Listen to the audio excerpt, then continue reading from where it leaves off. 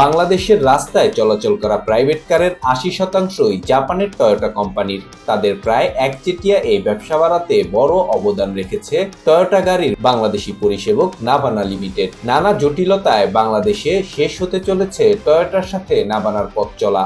নাভানার বাইরে দুটি service centre স্থাপনের মধ্যে দিয়ে একথা জানান দিয়েছে টয়োটা জাপান। পাকিস্তান আমলে সরকারি ভবন নির্মাণ দিয়ে ব্যবসা শুরু করেছিলেন জহিরুল ইসলাম, প্রতিষ্ঠা করেছিলেন ইসলাম গ্রুপ। এরপর বিভিন্ন খাতে ছড়িয়ে পড়ে ইসলাম গ্রুপের ব্যবসা।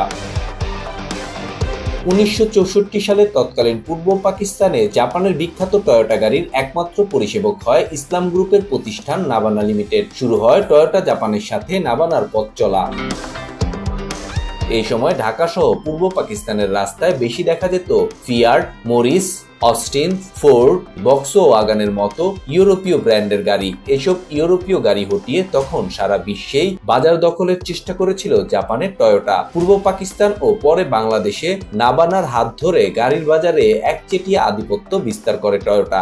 ইউরোপ আমেরিকার গাড়ির চেয়ে কম দামের পাশাপাশি বাংলাদেশের বাজার দখলের আরেকটি বড় কারণ বিক্রয়োত্তর সেবা। বেশ সুনামের সাথে সেই সেবাও দিয়ে আসছিল নাভানা। কালের পরিক্রমায় জহিরুল ইসলামের মৃত্যুর পর ইসলাম গ্রুপের ব্যবসা ভাগ হয়ে যায়। নাভানা লিমিটেডের মালিকানা পান তার ছোট ভাই শফিউল ইসলাম কামাল। তিনিও ঝানু ব্যবসায়ী। ইসলাম গ্রুপে থাকতেই ব্যবসার প্রসার ঘটিয়েছেন দেশে বিদেশে নানা খাতে। ১৯৯৬ সালে ইসলাম গ্রুপের ব্যবসা ভাগ হওয়ার পর শফিউল ইসলাম কামালের ব্যবসা প্রতিষ্ঠানগুলো নাভানা গ্রুপের নামে চলতে থাকে। নির্মাণ ও গাড়ির ব্যবসা ছাড়াও এই গ্রুপে যোগ হয়েছে প্রকৌশল, খাদ্য, তথ্য প্রযুক্তি সহ নানা রকম ব্যবসা। শফিউল ইসলাম কামাল ভালোভাবেই এগিয়ে নিচ্ছিলেন নাভানা গ্রুপ। এক পর্যায়ে ব্যবসায় যুক্ত হন তার দুই ছেলে সাইফুল ইসলাম ও সাজিদুল ইসলাম। এর মধ্যে বড় ছেলে সাইফুল ইসলাম দেখছিলেন নাভানা লিমিটেড বা টয়োটা গাড়ির ব্যবসা। তবে তিনি বছরের বেশিরভাগ সময় কাটাতে শুরু করেন কানাডায়। এদিকে বাংলাদেশে দিন দিন টয়োটার সার্ভিস সেন্টারের সেবার মান খারাপ হতে থাকে।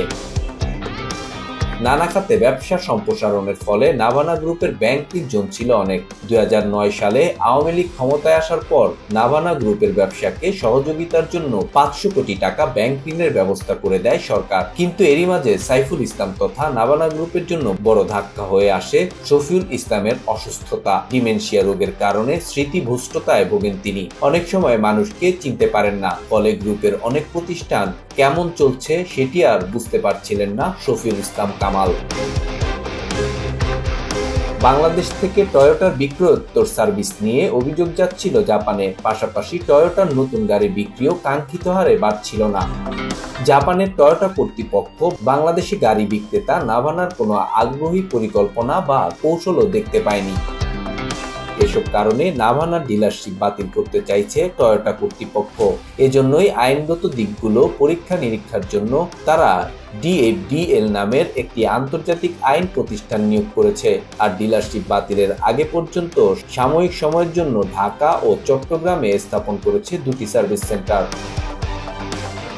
নাভানার সঙ্গে টয়োটার কর্তৃপক্ষের ডিলারশিপ চুক্তি বাতিল হলেও বাংলাদেশে টয়োটার গাড়ি আমদানি বন্ধ থাকবে না। বরং নতুন ডিলারশিপ দেয়া না হলে উন্মুক্ত হয়ে যাবে টয়োটা গাড়ির আমদানি। তখন যে কোনো আমদানিকারক জাপান বা অন্য কোনো দেশ থেকে টয়োটা গাড়ি আমদানি করতে পারবে। এছাড়া বাংলাদেশে বর্তমানে আমদানি করা টয়োটা গাড়ির সিংহভাগই রিকন্ডিশন গাড়ি। এই গাড়ি আমদানির জন্য নাভানার উপর নির্ভর করতে হয় না। শুধু নতুন গাড়ি আমদানি করে নাভানা। অন্য কেউ নতুন টয়োটা গাড়ি আমদানি করতে চাইলেও নাভানার মাধ্যমে আনতে হতো।